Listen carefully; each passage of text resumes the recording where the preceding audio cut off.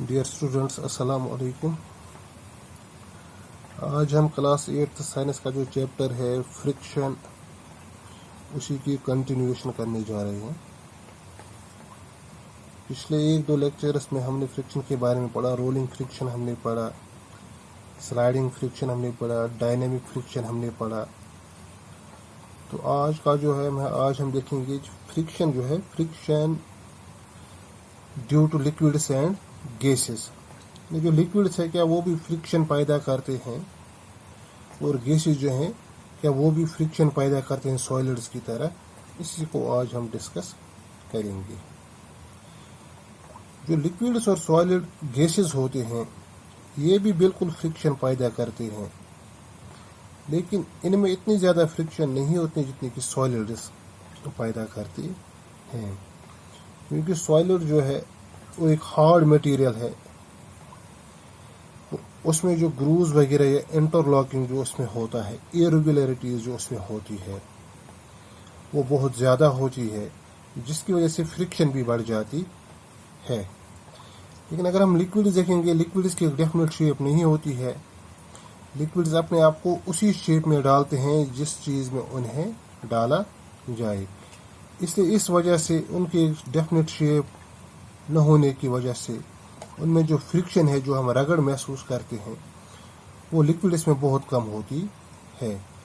اب جن چیزوں کا استعمال جو پانی میں جن چیزوں کا استعمال ہوتا ہے, جو چیزیں پانی کے اندر رہتی بھی ہیں, وہ ان کی باڈی کچھ اس طرح سے سٹریم لائن ہے کہ ان کے درمیان جو فرکشن ان کے اور واٹر کے درمیان جو فرکشن ہوتا ہے وہ بہت کم ہی ہوتا ہے. سٹریم لائن کو ہم پہلے آپ کو فرکشن کے واٹر میں جو فرکشن ڈیو ٹو لکوڈس اس کو سمجھنے سے پہلے آپ سٹریم لائن دیکھیں گے. سٹریم لائن کیا ہو گیا؟ سٹریم لائن باڈی کی ایک اسپیشل شیپ بنائی جاتی ہے یا کسی آبجیکٹ کی کہ جب اس کے کانٹیکٹ میں وہ فلوئڈ آئے, واٹر آئے یا ایئر آئے, وہ ایزیلی اس کی باڈی سے فلو ہو جائے. بہت کم یعنی بہت کم منیمم اماؤنٹ آف فرکشن وہ پیدا کرے. اسی کو ہم سٹریم لائن شیپ کہتے ہیں. مثال کے طور پر اگر آپ نے دیکھا ہوگا جو فشز ہوتی ہیں پانی میں, ان کی جو باڈی ہوتی ہے وہ اس طرح سے سٹریم لائن ہوتی ہے کہ منیمم فرکشن اس کے درمیان ہو جائے. سٹریم لائن شیپ ان کی ہوتی ہے. اگر آپ دیکھو جو ان کا جو ماؤتھ ہوتا ہے وہ بالکل نوک جیسا ہوتا ہے, اور پھر باڈی جو ہوتی ہے وہ دھیرے دھیرے اس باڈی جو ہے وہ براڈ ہوتی جاتی ہے, جس کی وجہ سے ایزیلی پانی جو ہے وہ سلائڈ ہوتا جاتا ہے. اس طرح اگر آپ سوئمر دیکھو گے جو سوئم کرتے ہیں پانی میں, وہ بھی اپنے آپ کو اس طرح سے ڈالتا ہے پانی میں کہ اس کی جو باڈی ہے وہ سٹریم لائن ہو جائے تاکہ فرکشن جو ہے وہ لیس ہو جائے. اگر وہ فرکشن کو منیمائز نہیں کرے گا تو اس کے لیے یہ بہت مشکل ہوگا کہ وہ سوئم کرے. اگر سوئم کرے بھی وہ لیکن وہ بہت جلدی ایگزاسٹ ہو جائے گا کیونکہ فرکشن زیادہ ہوتی ہے. اس طرح آپ دیکھو گے جو بوٹ ہم چلاتے ہیں, بوٹ کی شیپ بھی کچھ ایسے ہوتی ہے کہ پانی کے ساتھ جو کانٹیکٹ ہے وہ بہت منیمم رہتا ہے, جس کی وجہ سے جیسے ہم ایک بوٹ مین جو جب بوٹ کو چلاتا ہے جیسے وہ کنارے کے نزدیک پہنچتے ہیں تو وہ جو اس میں جو روور ہوتا ہے وہ اسے الٹا گھماتا ہے تاکہ اس کی سپیڈ کم ہو جائے. کیونکہ پانی میں فرکشن بہت کم ہوتا ہے, زیادہ فورس اپلائی کرنے کی ضرورت نہیں پڑتی ہے. اس لیے جب وہ ساحل کے نزدیک پہنچتا ہے, شور کے نزدیک پہنچتا ہے, تو وہ ریورس اسے جو اس کے ہاتھ میں سپیڈ ہوتا ہے اس کو ریورس وہ موو کرتا ہے تاکہ بوٹ کی سپیڈ جو ہے کم ہو جائے. اس طرح اگر آپ دیکھو گے جو بڑے بڑے شپس ہوتے ہیں, کروزز ہوتے ہیں, وہ بھی جب پورٹ کے نزدیک پہنچتے ہیں وہ اپنے انجن کو ریورس ڈائریکشن میں چلاتے ہیں. اس سے کیا ہوتا ہے, اس سے یہ چیز ممکن ہوتی ہے کہ جو شپ جو ہے اس کی سپیڈ کم ہو جائے. اگر وہ اپنی سپیڈ سے چلتے رہیں گے, جیسے میں نے آپ کو پہلے کہا ہے کہ ان کی شیپ جو ہے سٹریم لائن ہوتی ہے, اس سے وہ ساحل کے ساتھ ٹکرائیں گے تو اس میں نقصان ہو جائے گا. اس لیے وہ اس وقت ساحل کے نزدیک پہنچ کر وہ انجن کو ریورس کرتے ہیں جس سے شپ کی سپیڈ بہت کم ہوتی ہے. اسی طرح آپ دیکھو گے جو آئر ہے، آئر بھی فرکشن پیدا کرتا ہے، لیکن ہم اسے بہت ہارڈلی ہی محسوس کر پاتے ہیں. اگر آپ دیکھو گے ایک شیٹ آف پیپر جو ہے، اگر ہم اس کو نیچے گرائیں گے ایک ہائٹ سے، آپ ایک ہائٹ میجر کرو، کسی جگہ پہ آپ بیٹھو، ایک شیٹ آف پیپر آپ نیچے ڈالو گے تو ٹائم آپ نوٹ کرو گے کہ اس کو کتنا ٹائم لگے گا نیچے پہنچنے میں. پھر اسی جو شیٹ جو ہمارے پاس ہے پیپر کا، اس سے آپ رول کرو، بال بناؤ اس کی، اور اسی ہائٹ سے اس کو نیچے پھینکو، تو آپ وہ ٹائم بھی آپ میجر کر سکتے ہو. تو جب آپ ان دونوں کا ٹائم کمپیئر کرو گے، آپ دیکھو جو بال کو نیچے گرنے میں ٹائم لگا وہ بہت زیادہ کم تھا بنسبت ایک فل شیٹ کے. یہ کس لیے ہوا؟ کیونکہ جو شیٹ آف پیپر ہے اس کا جو سرفیس ایریا ہے بہت زیادہ ہے. سرفیس ایریا زیادہ ہونے کی وجہ سے فرکشن بھی زیادہ ہوگی. جتنا ہم سرفیس ایریا جو ہے اس کو کم کریں گے تو فرکشن بھی کم ہوگی. اس طرح آپ دیکھو گے جو برڈس ہوتے ہیں ان کو بھی جو اللہ ہے اس نے اس طرح سے ڈیزائن کیا ہے کہ وہ بھی جو فرکشن آف ایئر ہے اس کو منیمائز ان کی باڈی کرتی ہے، اور اس طرح سے وہ ایزیلی آسمان میں فلائی کرتے ہیں. اس طرح اسپیس شپس آپ دیکھو گے، اسپیس شپس کا جو ہیڈ ہوتا ہے وہ بالکل جیسے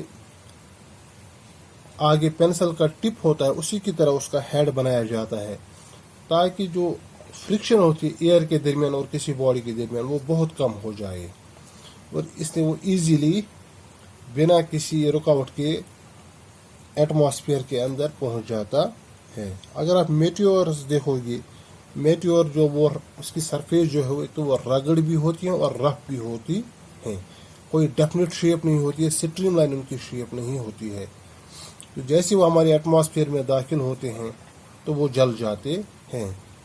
وہ کیوں جلتے ہیں؟ کیونکہ ان کی سرفیس جو رف سرفیس ہوتی ہے، اس رف سرفیس اور ایئر کے درمیان اتنی فرکشن بڑھ جاتی ہے کہ اس کا ٹیمپریچر بہت زیادہ بڑھ جاتا ہے، جس کی وجہ سے اس میں آگ لگ جاتی ہے اور وہ راکھ میں تبدیل ہوتا ہے. اگر ان کی شیپ بھی سٹریم لائن ہوتی تو شاید ہماری زمین وجود میں ہی نہیں ہوتی، کیونکہ یہاں ہر سال اتنے میٹیورس زمین پہ گرتے کہ وہ اس کو تہس نہس کر دیتے. یعنی یہاں پر بھی ہم دیکھیں کہ فرکشن جو ہے کہ کس طرح سے ہمارے لیے فائدے مند بھی ہے اور نقصان دہ بھی ہے. ایڈوانٹیج، اگر ہم ایڈوانٹیج آف فرکشن ہم دیکھیں گے، فرکشن کے بہت سارے ایڈوانٹیج ہیں. اگر فرکشن نہیں ہوتی ہم چل نہیں پاتے. یہ فرکشن کی وجہ سے ہے کہ ہمارے جو پیر یا شوز ہم جس میں ہم لگاتے ہیں اس اور زمین کے درمیان جو فرکشن ہوتی ہے اسی کی وجہ سے ہم اچھی طرح چل پاتے ہیں. اگر فرکشن نہیں ہوتی ہم چل نہیں پاتے. ٹائر اور روڈ کے درمیان جو فرکشن ہے، یہاں پر بھی فرکشن ہمارے لیے فائدے مند ہے. اگر ٹائر اور روڈ کے درمیان فرکشن نہیں ہوتی تو بہت ہی مشکل ہوتا گاڑی کو روکنا. اس لیے آپ دیکھو گے جو ٹائر ہوتے ہیں اس میں بڑے بڑے گروز ہوتے ہیں، جیسے وہ گروز ختم ہوتے ہیں ٹائر میں ان کو چینج کیا جاتا ہے کیونکہ ان میں فرکشن پھر کم ہو جاتی ہے. اس طرح جب ہم میچ باکس ہمارے پاس ہوتا ہے اس کو ہم جلاتے ہیں تو وہ بھی فرکشن کی وجہ سے پاسبل ہے. اگر اس میں فرکشن نہیں ہوتی تو وہ جو میچ سٹک ہے، ماچس کی تیلی جو وہ جل نہیں پائے گی.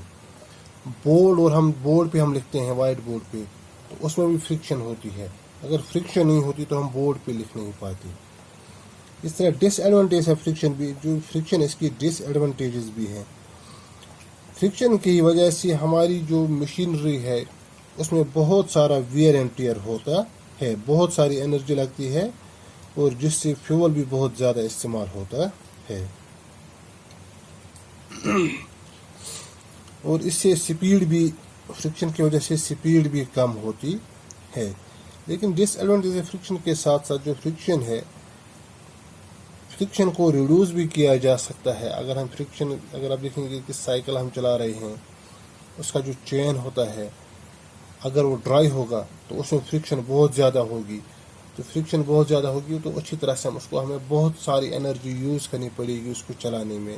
اس طرح اس فرکشن کو ریڈیوس کرنے، کم کرنے کے لیے ہم بہت ساری چیزوں کا استعمال کرتے ہیں جس سے فرکشن کم ہوتی ہے. جیسے لیبریکنٹس ہم اس میں کرتے ہیں استعمال. لیبریکنٹس اور بھی مشینری میں ہوتا ہے تاکہ فرکشن کو منیمائز کیا جائے. سوپ سولوشنز ہم استعمال کرتے ہیں,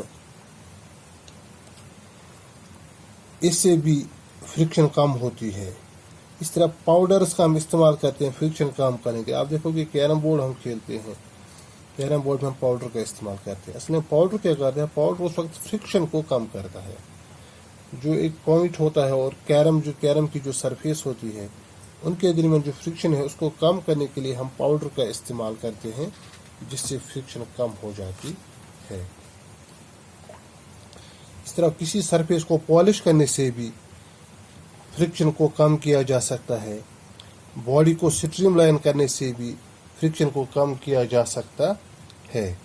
تو آج یہی پر ہمارا چیپٹر یہ ختم ہوتا ہے. مجھے لگتا ہے جو T2 کا ہم نے پورا جو سلیبس ہے ہمارا کور ہو گیا. اس کے بعد ہم اس کے جو کوشچنز وغیرہ ہوں گے ان کو ہم ڈسکس کریں گے. شکریہ.